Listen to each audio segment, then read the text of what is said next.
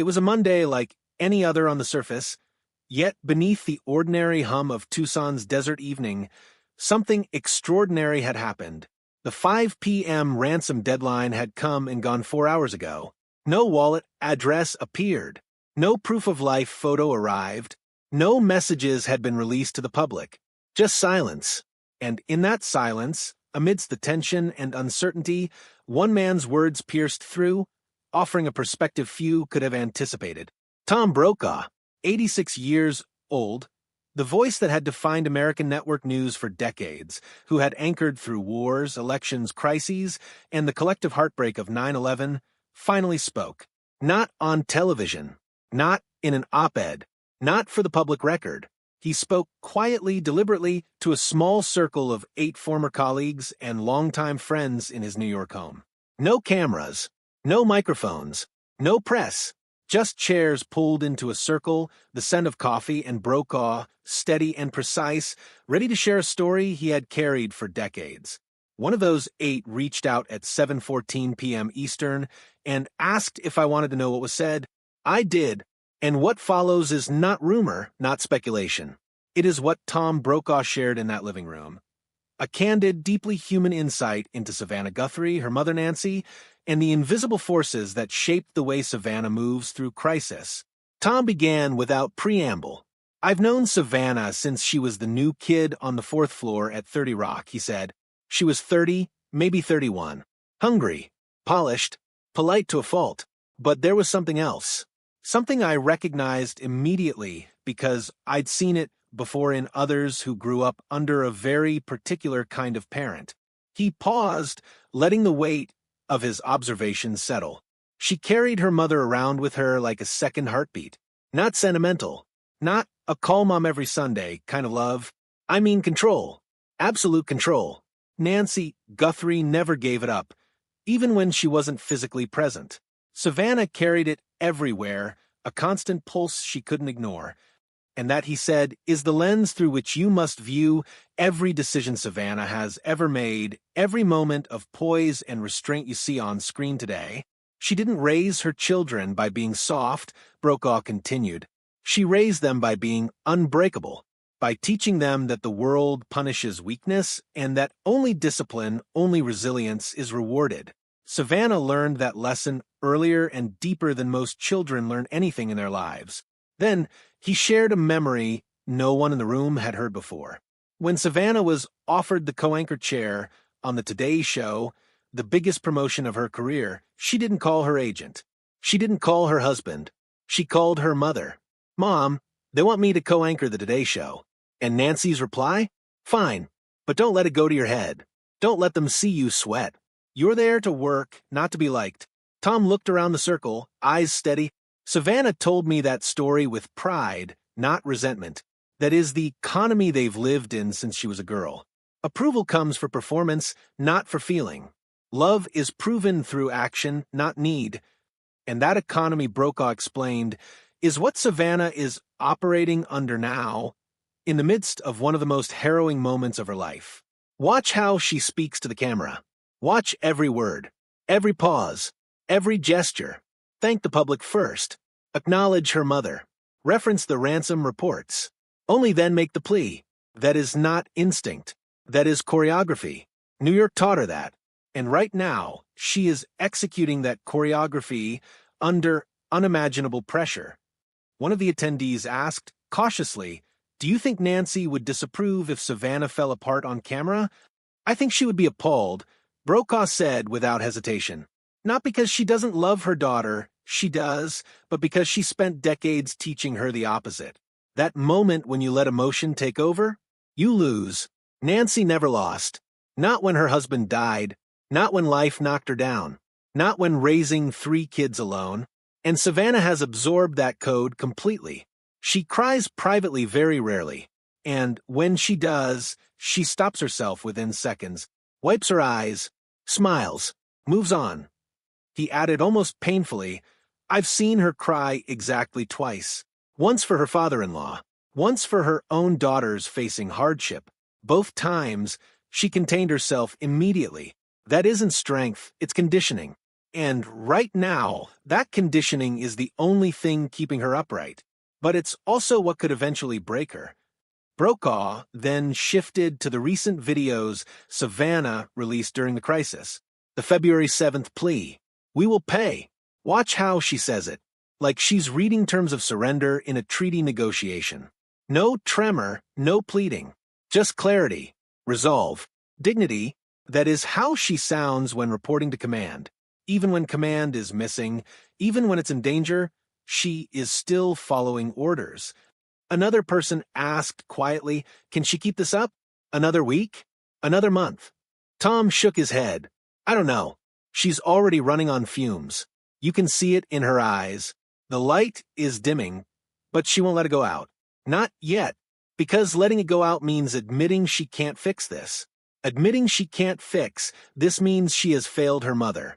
And that is a verdict she has spent her entire life avoiding. He shared a brief, devastating memory from a decade ago. Savannah was going through a personal stretch. She came in early one morning, whispered to me, I called Mom last night. I told her I was struggling. And she added, you've handled worse. Handle this, so I'm handling it. And then she went on air to interview a grieving parent like nothing had happened. That is who she is. That is who Nancy made her. And right now, he said, leaning back, that is who is negotiating with a kidnapper, managing national attention, comforting her own children, and breathing, all while believing that if she stops handling it perfectly, she loses the only love that has ever mattered. He didn't rush the room with this first wave of memories. He let them settle. Then he shifted to the specific timeline of the crisis. Think about February 1st, he said. Not the sheriff's timeline, not the public narrative, but the one Savannah and her siblings controlled. Sunday, the house is found empty. Monday, search ramps up. FBI joins. National attention explodes. Still nothing from her. Tuesday, ransom notes hit TMZ and local stations. Bitcoin demands circulate. Still nothing public from Savannah or the siblings. Wednesday, the first video drops. Notice the timing. Late Wednesday evening. Not before. That delay is Nancy. Savannah waited until she could deliver perfectly. Thank the public first. Frame her mother as strong, faithful, light-filled. Address the captor with dignity instead of desperation. That is not instinct. That is training. He returned to the February 7th video. When she says, we will pay, she looked straight into the camera. For words. No quiver. No pleading tone. Calm, deliberate commitment. Not the way a typical daughter would speak, offering millions to save her mother. That is how a soldier or lawyer reports to command. And she is giving that command to herself. Stay in control. Don't break. Don't show weakness. Tom leaned forward. She is terrified of falling short. Part of her still believes her mother is watching, grading her. Not supernaturally, not spiritually, but in that way a teacher watches a student take a final exam. Did you hold it together? Represent the family? Stay composed. He recounted another story from 15 years ago. Savannah, early in her career, faced a public stumble. A story she worked on didn't hold up, the network took a hit, and for 2 weeks she defended, explained, apologized. On air, flawless. Off air, she finally allowed herself a few tears. Then she called her mother. Nancy's response? You made a mistake. You fix mistakes. You don't wallow, so I'm fixing it. She wasn't asking for comfort, Brokaw said. She was reporting progress, showing herself, and me, that she was still following the code. She returned to work like nothing happened. That is who is standing in front of cameras right now, offering millions to save her mother. That is what we're seeing. Another attendee asked quietly, what happens if Nancy doesn't come home? Tom paused. Savannah will not collapse like most people would. She won't scream. She won't fall apart on camera. She will thank everyone who helped. Speak at a memorial with perfect clarity. Hug her children. Go back to work. And she will carry the verdict inside her forever. That she wasn't enough to bring her mother back. That she failed the final assignment. That weight will be heavier than any grief the rest of us can imagine. But he softened, almost whispering, If Nancy comes home, God willing, someone needs to tell Savannah what her mother never could. You don't have to earn this. You never did. You were enough the day you were born. You are enough now. You don't have to perform anymore. Brokaw asked the room to keep what he'd shared close. Let the search continue. Let the investigators work. Let the deadline pass without turning this into another news cycle. But when this is over, the deeper story needs to be told. Not the crime, the human story, the cost to a daughter who spent 46 years trying to be unbreakable for the woman who taught her breaking was never allowed. The cost of learning that strength is the price of love. He ended with one last thought. And when Nancy walks through that door, let Savannah finally hear the words she's waited a lifetime to hear. You did enough. You always did enough. You can rest now. Tonight, the desert outside Tucson is cold. The deadline has passed. The silence continues. But somewhere in that silence, a daughter is still listening for her mother's voice, the voice that guided, judged, loved, and demanded everything since she was a child.